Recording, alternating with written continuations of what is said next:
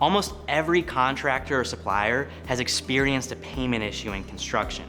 While many look to mechanics liens to protect themselves, mistakes happen all the time. Today, we'll walk you through the 4 worst mechanics lien mistakes. Ready? The first and most common mistake is filing a mechanics lien when you don't actually have lien rights. Generally speaking, in every state, parties that perform work or supply materials for the permanent improvement of a private property can file a mechanics lien to secure payment. Note that mechanics liens are for private property. If you're working on a public project, you will probably need to file a bond claim instead. There are state-specific requirements and exceptions that might take away your right to file a mechanics lien. For example, if you didn't file a preliminary notice, but your state requires one, you might have just lost your lien rights. Another example is if your state requires you to be licensed to perform your work, but you do not have a license. Some states, such as California, will not allow you to file a mechanics lien without a valid contractor's license.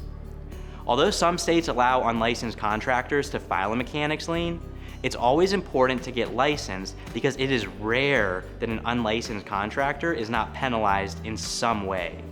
Make sure you learn your state's lien law requirements and follow them to maintain your right to file. The second mistake is using incomplete or incorrect information. Lien claims can be rejected for any number of reasons, from small mistakes like typographical errors to larger issues like just flat out getting information wrong or not including it.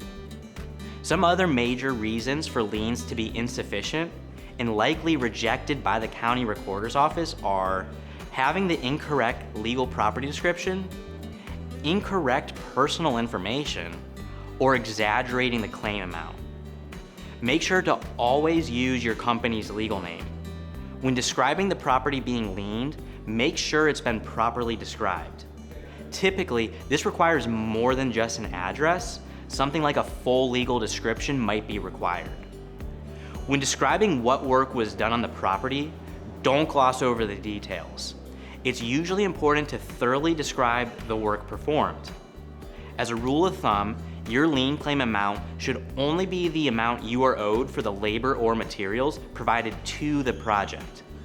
It's rare that attorney's fees, collection costs, interest, and other amounts may be included in your mechanics lien, but that determination depends on state-specific regulations. The third mistake is missing your deadlines by filing too late or not foreclosing within the time that the lien is valid. Every state has a deadline by which a mechanics lien must be filed. After the lien is recorded, it is only valid for a certain amount of time. Generally speaking, the deadline to file your lien claim is measured by counting a certain number of days from a certain event. Either 1, the last day the claimant furnished labor or materials to the project, 2, the completion date of the entire project, or 3, some combination of both 1 and 2. Again, you are going to want to check state-specific regulations for your construction project. Once you've filed your mechanics lien claim, that's not the end of the story. There's also a deadline to enforce your lien claim if you still don't get paid. It is crucial to keep a close eye on your deadlines and look out for any actions that may affect the timeline. If the enforcement deadline passes and a lawsuit to enforce the lien has not been filed, the lien expires and is no longer valid and enforceable. The fourth mistake is jumping directly to filing a lien before trying to resolve payment issues in some other way.